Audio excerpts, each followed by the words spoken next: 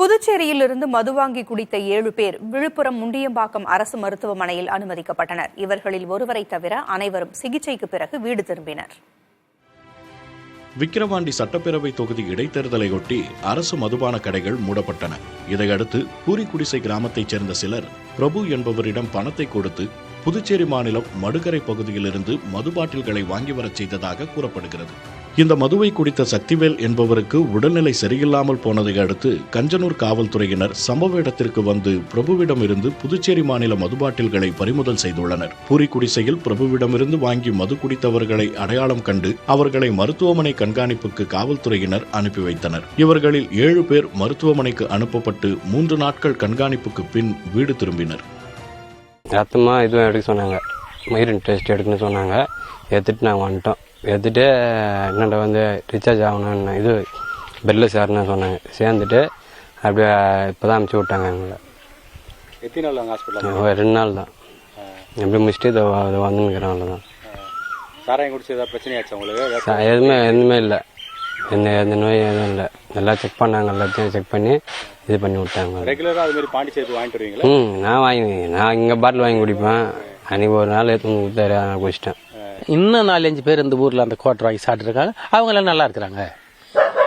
ஆனால் பெரு பண்ணுறவன் நம்ம ஊர் தான். இது இந்த ஊரில் சாராலாம் எடுத்தது கிடையாது. நாங்கள் பணம் ஏறி தொழிலாளி. அந்த பணமரத்தை தான் ஏறி கல் இறக்கி விற்பனை செஞ்சுன்னு இருக்கிறோம்.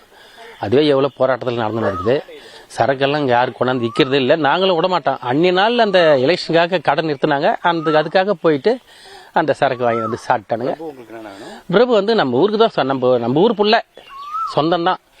ரொம்ப நெருங்கிய சொந்தம் இல்லை, ஒரு அனந்தமி முறை. சக்திவேல் தவிர மற்ற அனைவரும் சிகிச்சையிலிருந்து வீடு திரும்பிய நிலையில் புதுச்சேரியிலிருந்து மது பாட்டில்களை கடத்தி வந்து விற்றதை கண்காணிக்காதது ஏன் என்ற கேள்வி எழுப்பப்படுகிறது. பூரிக்குடிசை கிராமத்தில் சாராய விற்பனை நடக்காத நிலையில் கள் விற்பனைக்கு அனுமதி கொடுத்தால் இதுபோன்ற சம்பவங்கள் நடக்காது என்கிறார்கள் பனையேரி சங்கத்தினர். கல்லுக்கான தடை கிட்டத்தட்ட 87 ஆண்டுகளாக தமிழ்நாட்டில் இருக்குது. அந்த தடையை நீக்க வேண்டும். பனையேரிகள், விவசாயிகள் அவங்களுடைய தற்சார்பு தொழில் வளத்தை மீண்டும் பெறணும் அப்படின்றதுக்காக நாங்கள் தொடர்ந்து வந்து போராடிட்டு வரோம். எங்களுடைய கோரிக்கையும் அதுதான். இந்த அரசு உடனடியாக கல் தடையை நீக்கி கல்லை வந்து தமிழர்களுடைய பாரம்பரிய உணவாக அறிவிக்கும் போது அவங்களுடைய உணவை அவங்க உட்கொள்ளும் போது இந்த மாதிரி பிரச்சனைகள்லாம் வராது.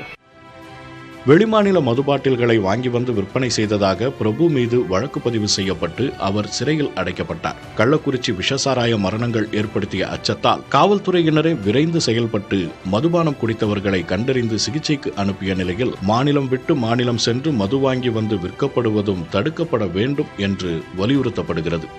புதிய தலைமுறைக்காக ஒளிப்பதிவாளர் பாலாவுடன் செய்தியாளர் ஸ்ரீதர்.